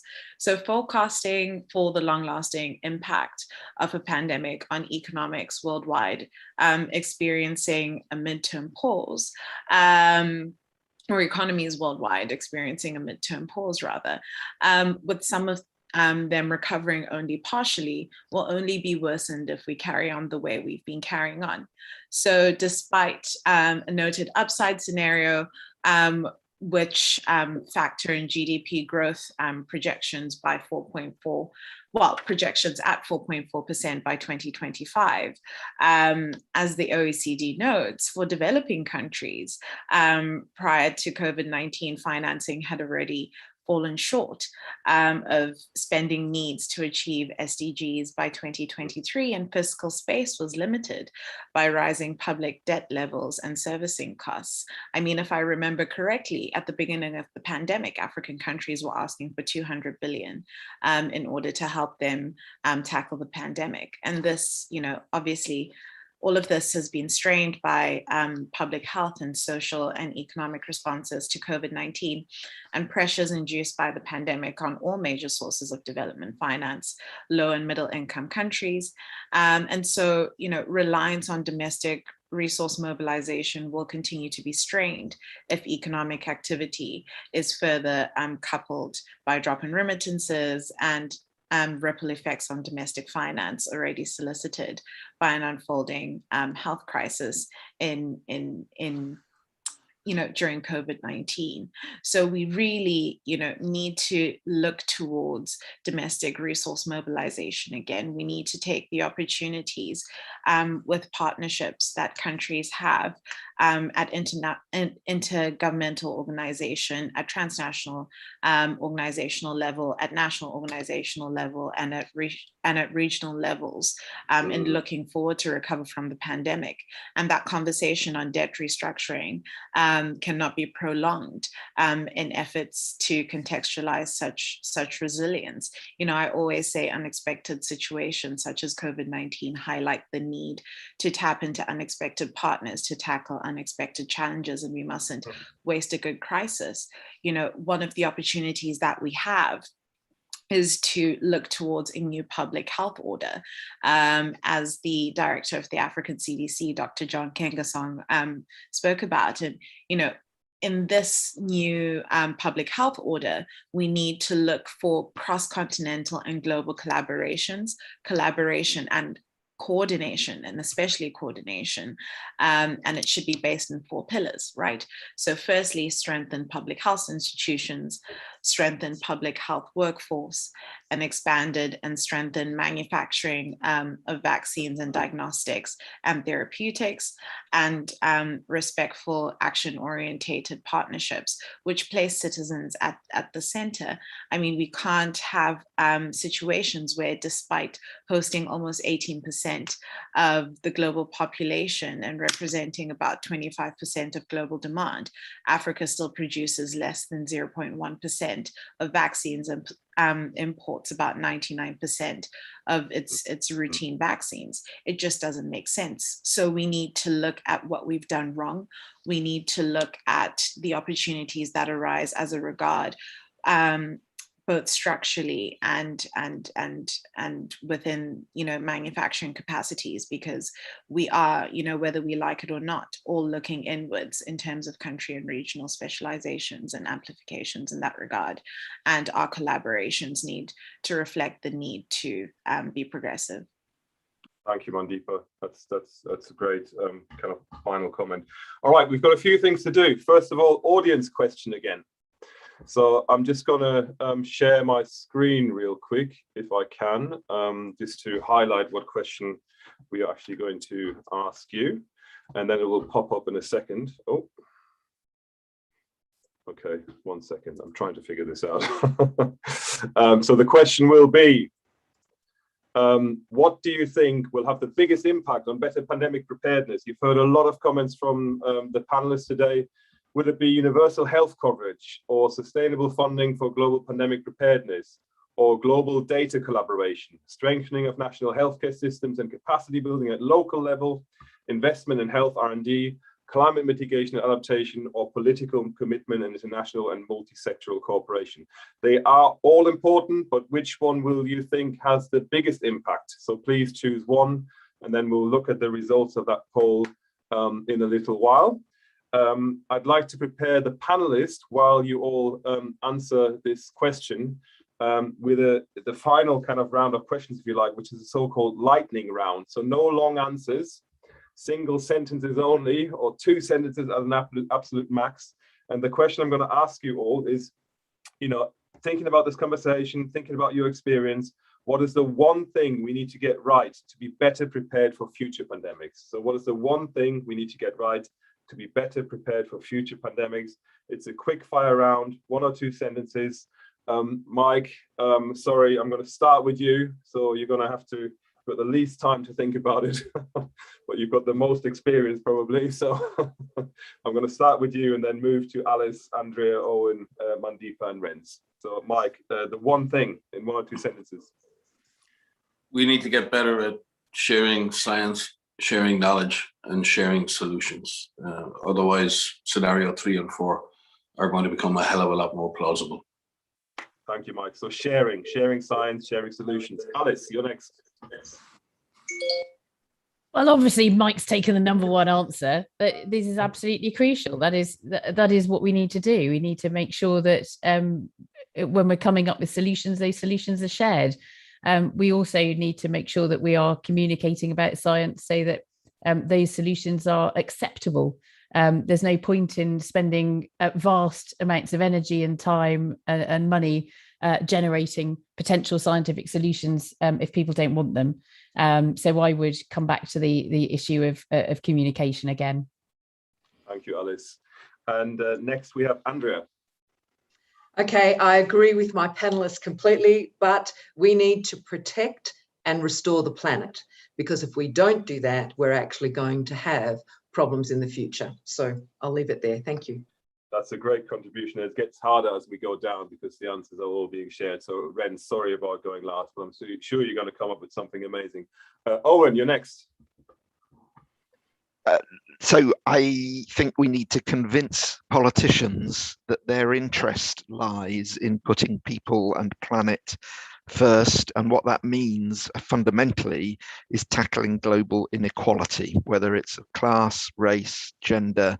We need to tackle those inequalities or we won't survive as a species. Thank you, Owen. Mandeepa? Great segue, Owen. Thank you. So mine is our political cultures just need to prioritize the most marginalized in society. Likewise, if the science doesn't match political economic goals, nothing will get done. Thank you, Mandeepa. And Renz, finally.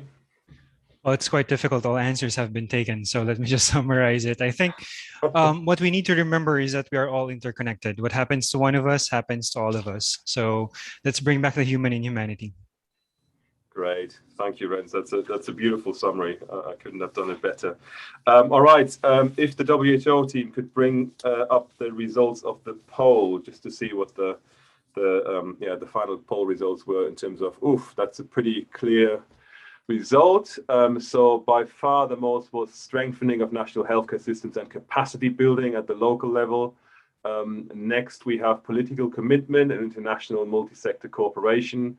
Then we have universal health coverage, and then sustainable funding for global pandemic preparedness, and then global data collaboration and climate mitigation adaptation. And then investment in health R&D got no responses because probably, as we've heard, a lot of the solutions are already there, and it's just about better access, better communication, and better sharing around them. So thank you in particular to the audience for participating in the poll and for also sharing your questions through the Q&A. If there's any final questions, please put them forward now. But we are almost out of time. So I'd just like to, reflect a little bit. And again, there's lots and lots that we've covered today. The scenarios seem to work well as this invitation for strategic dialogue. I liked a lot of what you all said. Mike said something about, the pandemic will begin and end in communities. I thought that was really interesting and insightful, and we need to stop self-interest. Alice spoke a lot about, science and the role of public engagement around science, how we must diversify that much more and create a better link between science and also, of course, the overall trust in science needs to be increased. And then there was a very interesting comment about medieval kingdoms and how the world, still works like medieval kingdoms, and the idea of, the future anthropologists, hopefully, looking back at us with a little bit of pride and not despair. So we can only hope for the best on that front. Andrea, there was a lot about, communications and digital inequality, but also better support for decision making and better access, in particular when it comes to data. The data is all there, it just needs to be interpreted better. Owen, a lot about equality being keen. One planet, one people. I thought that was very nice. And the trust in science, again, being critical. And also, the idea of universal health and labour standards being so important as an underpinning thing that we have to achieve. Mandeepa, you spoke a lot about the role of networks and communities, the importance of citizen perception, the importance of intersectional inequality and how we can overcome that, and how there needs to be capacity building in many parts of low-income economies and in other parts of the world.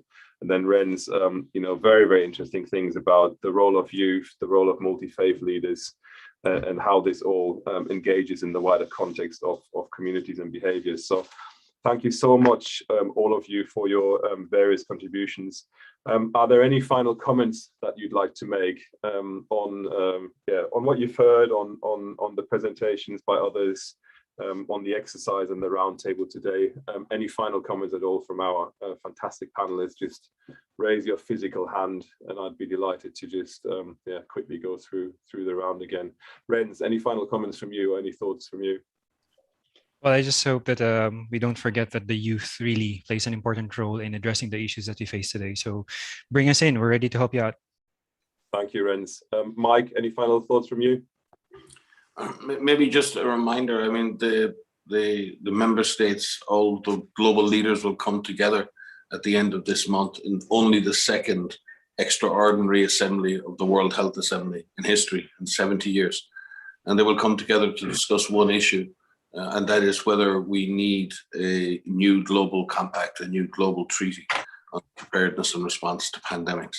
This is a moment, a generational moment, where the world leaders will come together to see whether we can agree on a way forward to have a new roadmap, a new framework for cooperation at the global level.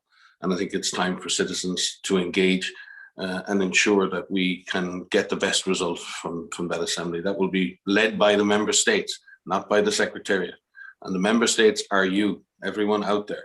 You vote, your governments will come together to decide what is the future at the global level. So I hope citizens engage in that process.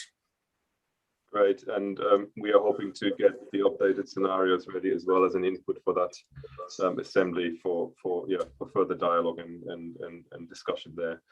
Thank you, Mike. Alice, final thoughts from you? Yes, I just want to pick up on that point, actually, that what we surely want is to see a future which promotes human flourishing, and that we work better together on issues like pandemics, but also climate change.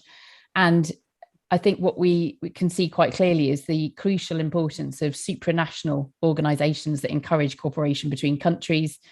And the World Health Organization is obviously an example of that. If we want to have better futures, if we look at those scenarios and we would like to have those more optimistic scenarios playing out, we have got to work now to design our institutions and our organizations and fund them, as Mike has argued, to help us achieve those futures. We can't have organizations which simply reflect the world we live in today, all these little kingdoms working to protect themselves. We want to have organizations which reflect what we want the world to be like in the future, and we have the power to do that now. Great, thank you, Alice. Final thoughts from you, Mandeepa? Anything? Just to buttress just some things that Renz and Owen said. So no matter at what level that we're working at, whether it's community level, government level, local level, or transnational level, we need to be inside rather than outside communities. And, just a very quick lightning second thing, just on the impact of mental health and the transferability of trauma. The transferability of trauma is both economic and historical, and it's going to be felt by young people. So we need to look forward in how to have a less mentally precarious population going forward. And from where I stand, in the next 3 generations, 41% of the young people in in the world are going to be young Africans. So we have a lot of work to do. Great, thank you, Mandeepa. Owen, final thoughts from you? This is completely left field, as you'd expect from a trade unionist. There's been a lot of slagging off of medieval cities over these 2 hours. I want to speak up for my favourite medieval city, which was the city of Siena, which in the 14th century abolished the right to vote for rich people because they already had too much power. Oh, thank you. Fantastic. There's the thoughts. There's the thought, Owen. Thank you. And Andrea, final thoughts from you. Yeah, I don't know how you come on after that, but I like the expression. I like the expression that no one is safe until everyone is safe, and that actually relates to the pandemic. That relates to the environment. That relates to the world that we currently live in. And I think if we use that as our premise going forward, we would be able to plan and hopefully achieve scenario 1. Thanks. Thank you all. Look, first of all, a huge thank you to all of you panelists for joining us today. I know your time is very precious. It's been a huge pleasure to speak to you, both personally and collectively. Thank you so much for your time and your amazing inputs. It's really, really appreciated. Thank you also to the audience for being here with us and for joining us on this journey, for asking questions and participating in the poll. The recording of the session will be made available so that all of you can watch it again if you want to, or share it with your friends and neighbors or the communities and networks that you're active in. So please do that. We will be producing, like I said, a full report of the scenarios with extended narratives and indicators and visuals and the results of these roundtables as well. So that will be available to all of you around the end of the month, and we're hoping to input some of it into the World Health Assembly. And the final word is just a huge thank you to the production team and the teams at Arab and WHO for putting all of this together, for helping all of us prepare adequately and for making sure that the event was delivered in a smooth and coherent manner. So thank you to all of you. You know who you are, and it's really, really appreciated. I do hope you all have a wonderful rest of the day. It's been a pleasure spending a few hours with you. And yeah, all the best for the days ahead. We do have another roundtable happening on Tuesday to cover another time zone. So if you think someone else should join, please continue to communicate these roundtables happening again to your networks and communities. So thank you very much to you all and have a wonderful day. Thank you.